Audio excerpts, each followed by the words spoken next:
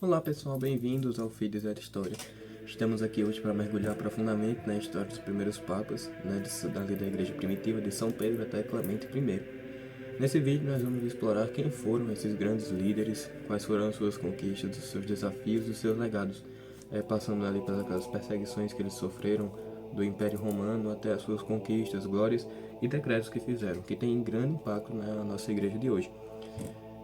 Nós vamos começar do começo, daquele primeiro Papa que foi Jesus Cristo mesmo, do qual ordenou o sacerdote por excelência, São Pedro, que como nós sabemos, antes de ser chamado por Jesus, era chamado de Simão.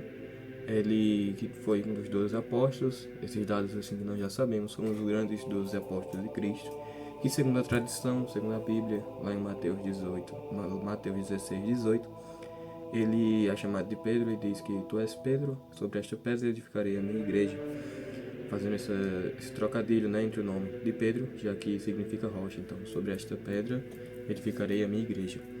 São Pedro, ele depois da morte de Cristo, teve uma grande importância no seu pontificado, já que ele foi a raiz, né, de Jesus Cristo, ele foi a raiz para surgir a tradição da Igreja Católica, né, passando ali pela tradição apostólica, fazendo essa passagem de Papa para Papa. A missão de São Pedro, ele teve uma enorme missão como Papa, que foi evangelizar em diversas regiões, ali em Antioquia, Roma, que foi onde ele foi martirizado em 64 depois de Cristo, né, durante o reinado de Nero, lá no Império Romano. E a gente vê na história de São Pedro a missão enorme que ele teve de ser o primeiro a fazer essa evangelização como Papa na Igreja Católica. Ele fez essa evangelização para Roma e para outros lugares. Nós sabemos que São Pedro ele foi martirizado em Roma, como eu já tinha dito, em 64. E uma da curiosidade que tem é que São Pedro, quando estava em Roma e percebeu que estava sendo perseguido, que estava prestes a morrer, ele decidiu fugir, né? Fugir daquele lugar. E durante aquela fuga, ele saindo de Roma e no sentido contrário, ele teve a visão de Jesus Cristo voltando, todo flagelado, com a cruz nas costas. E Pedro parou e perguntou a Jesus Cristo o que ele estava fazendo ali. Enfim, perguntou. E Jesus Cristo respondeu que ele estava voltando para ser crucificado novamente, porque Pedro não quis ser martirizado, sofrer pela sua fé. Então, naquele momento, Pedro percebeu que era importante, que era necessário o seu martírio e voltou a Roma para ser crucificado. E outro detalhe é que São Pedro ele escolheu ser crucificado de cabeça para baixo. Quando a gente vê assim, pessoal de outras religiões usam esse símbolo da cruz de cabeça para baixo, se representando o diabo, mas poucos sabem que representa São Pedro, já que ele escolheu ser crucificado de cabeça para baixo, porque ele se dizia que não era digno de ser crucificado que nem Jesus Cristo. Né? Então já fica aí para vocês quando vê essa cruz de cabeça para baixo, não é o diabo, é São Pedro, que tem esse símbolo, né, de fé. Um dos seus legados, é a basílica em honra a ele, em São Pedro, no Vaticano, basílica em honra a São Pedro, que ali foi onde ele foi sepultado. Depois de ser martirizado, ele foi sepultado abaixo da basílica, lá no Vaticano, foi onde ele foi sepultado. Passando agora para o segundo Papa na história da Igreja. De 64 a 67 teve esse intervalo de 3 anos que historicamente ficou sem Papa, né? A Igreja ficou vacante. Mas se tem na tradição que quem ficou ordenando a Igreja, coordenando os bispos e os padres, foi Paulo. São Paulo, que também seria martirizado em 67. Então, na tradição, diz que nesse intervalo de 3 anos foi São Paulo que ficou organizando. Não é declarado Papa, mas foi ele. Linus foi o segundo Papa, ele também é santo, ele foi eleito depois do martírio de São Pedro, depois desses 3 anos. E nessa eleição ele governou a Igreja entre 67 e 76 depois de Cristo. Uma grande curiosidade é que São Linus, ele é mencionado na carta a Timóteo, na segunda carta a Timóteo de São Paulo. Então já havia essa proximidade entre os apóstolos e seus sucessores, já que os primeiros papas, claramente, descobriram a fé pelos apóstolos. Então, em 2 Timóteo 4:21, você tem lá a citação de outras pessoas e Linus também, que seria mais na frente eleito papa. Uma das curiosidades de Lino é que ele foi um dos primeiros a organizar a igreja, a fazer com que a igreja fosse dividida, né, entre bispos, padres, diáconos. Então ele ordenou esses padres, enfim. Vamos pular logo para Anacleto, o terceiro papa, que foi eleito também depois de Linus em 76. Logo depois da morte de São Linus, ele foi eleito.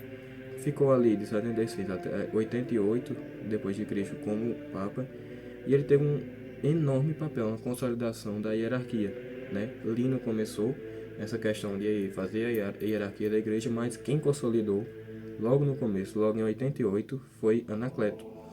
Nós temos aqui também os dados que Cleto foi quem ordenou 25 sacerdotes lá em Roma. Durante as perseguições ele ordenou esses sacerdotes, né, e estabeleceu desde 88 depois de Cristo já era estabelecida a veneração ao túmulo de São Pedro, que construiu um monumento sobre a sepultura, enfim. Ou seja, a gente tem esses dados na história, na tradição, que já era feita a veneração dos santos de São Pedro desde 88 depois de Cristo, né? Algo que até hoje nós temos os irmãos protestantes que são contra, mas desde da igreja primitiva já tem essa veneração. E vamos falar agora sobre Clemente I, São Clemente de Roma. Ele que foi o quarto papa, que foi ali de 89 até 99 depois de Cristo. E é um dos papas mais conhecidos devido às suas epístolas aos Coríntios. Tem uma carta que ele faz aos Coríntios que, contextualizando aqui historicamente, em Coríntios estava acontecendo muitas discórdias entre os cristãos, onde tinha padres e bispos sendo dispostos de seu cargo. Tinha muita discórdia ali em Corinto. Então Clemente, como Papa, ele vai organizar isso, né? E mostrou uma autoridade emergente ali naquela igreja, já como nos anos de seu pontificado. Vou fazer aqui uma leitura breve da epístola, que é 1 Clemente, de 1 a 4, que uma outra curiosidade é que nesse texto ele faz alusão, ele faz a sua preferência, mostrando que desde 88, ali em meados de 88 e 99, a igreja já era una, já era católica, já que esse Papa, o quarto Papa da Igreja Católica, já faz essa preferência pela unidade. Nesse texto que eu vou ler, vocês podem ter essa leitura e perceber que ele faz essa preferência pela unidade. Então, desde o começo da igreja, a igreja era una, já era católica. Fazei, amados, todo esforço para aumentar as vossas virtudes e com as mãos levantadas para o Altíssimo, orai continuamente, para que possamos ser encontrados irrepreensíveis, íntegros em número e prontos para toda boa obra. Os eleitos de Deus devem estar em harmonia, com a mesma mente. A respeito de Caim e Abel, embora irmãos, não havia harmonia entre eles, e a divisão produziu o assassinato. Judas e seu irmão não estiveram de acordo entre si, e isto os levou à destruição. Então fica bastante claro, desde a primeira linha até a última, nessa epístola, que Clemente ele já lutava firmemente pela unidade da igreja, que era algo que em Corinto estava se destruindo, já que tinha gente indo contra e a favor da unidade. Então Clemente, como Papa, ele faz essa união e mostra a importância da união na igreja, fazendo essa alusão a Caim e Abel, a Judas e o irmão, e mostra um ponto que eu acho interessante, que é possamos ser encontrados irrepreensíveis, íntegros em número e para toda boa obra. E que mostra ali, né, a unidade da igreja deve estar pronta sempre para tudo, como um só, como nós somos o corpo de Cristo. Desde que somos batizados, somos do corpo de Cristo, um só nele. Nós temos que estar prontos para essa boa obra e devemos estar, como diz São Clemente, em harmonia com a mesma mente. Então a igreja não pode ter essas divisões de uma ficar achando uma coisa, outra, deve ser só uma, porque é um só corpo, cuja mente é Jesus Cristo. Essa é a alusão que São Clemente faz aí. Queria fazer agora aqui umas considerações sobre as contribuições, né, os desafios desses papas, que teve a consolidação da igreja. Esses 4 papas juntos fizeram um bom trabalho, um ótimo trabalho para a consolidação da igreja em si. Fizeram ali com que as divisões e as brigas que tinham na unidade eclesiástica tivessem se dissipado, como é mostrado em São Clemente, fazendo essa organização das brigas que aconteciam em Coríntios, já que cada um desses papas desempenhou um papel crucial na sobrevivência e crescimento da igreja durante todos os tempos de perseguição, né? Como eles estabeleceram práticas litúrgicas, a liturgia aí já está presente desde o primeiro século, e organizaram a comunidade cristã. Enfim, desde o século I é também visto, eu só não lembro qual dos 4 agora, mas é visto algumas práticas litúrgicas, como o uso do véu, já é dito nesses primeiros papas, já fica mostrado a questão do uso do véu. Não lembro se é Clemente ou se é Anacleto, mas eles já fazem uma preferência pela modéstia, pela essa reverência pela liturgia, né? É mostrado também, obviamente, já que no primeiro século da igreja, então tinha muita perseguição.